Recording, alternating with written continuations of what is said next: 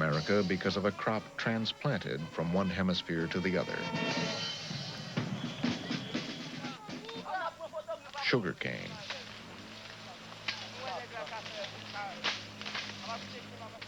But this migration wasn't of people seeking opportunity. Africans began being brought here to the colony Christopher Columbus founded in the Caribbean, Hispaniola, just a few years after Columbus himself brought sugarcane to the island. The Indian population had all but disappeared. The colony's best hope for economic survival was sugarcane grown by enslaved Africans.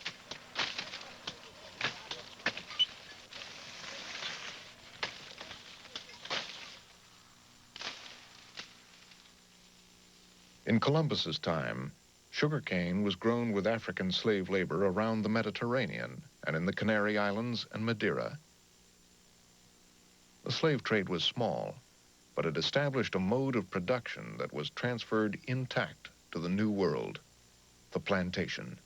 The plantation system is an industrial system as well as an agricultural system.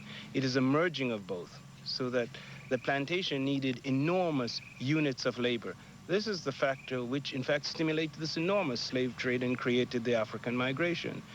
In Europe, the average importation rate was between 600 and 1,000 slaves per year. At the peak of sugar production in the Caribbean alone, the importation rates were over 13,000 slaves per year. Worthy Park in Jamaica is a plantation dating from a few years after the British captured the island from the Spanish.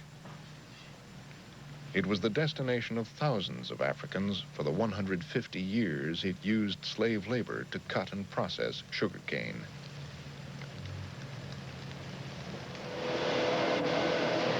Today, the sugar mill runs on steam power, as it has for over 100 years now. The cane is crushed between giant rollers.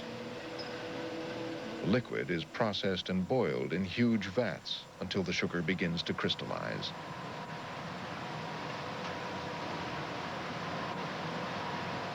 These processes are the same today as they were in the 1600s, when the British, French, the Portuguese, and the Dutch, as well as the Spanish, all began growing sugarcane in the Caribbean with slave labor from Africa.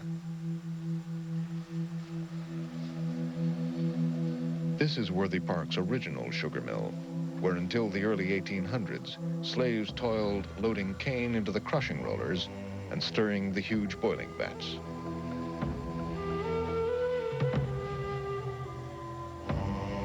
During the harvest season, 6 months out of the year, the factory worked 24 hours a day.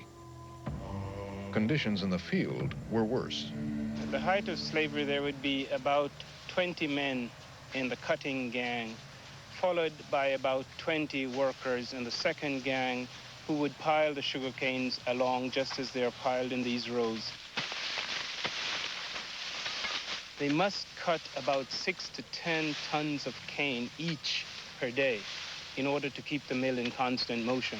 For that reason, these workers would put in work days running from 12 to 18 hours. This is enormously arduous work. And I think because of this reason, sugarcane workers had the highest mortality rates among all slave workers. And sugarcane estates, in fact, had the highest death rates among all populations in the New World. Death was almost the only escape from the sugar plantation. What happened to those who tried to run away can still be seen in this 17th century sugar mill in the Dominican Republic. Every day, slaves passed through this corridor.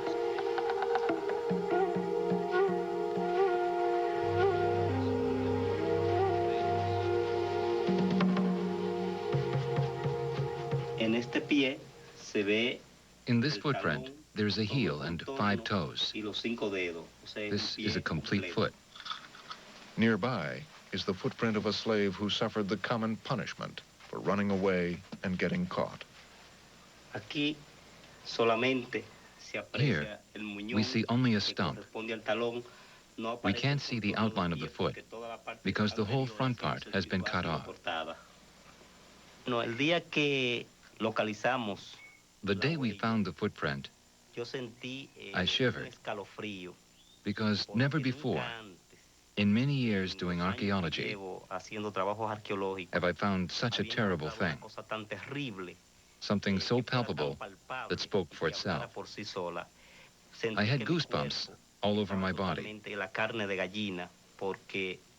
It's like traveling in time and feeling the torture these men suffered.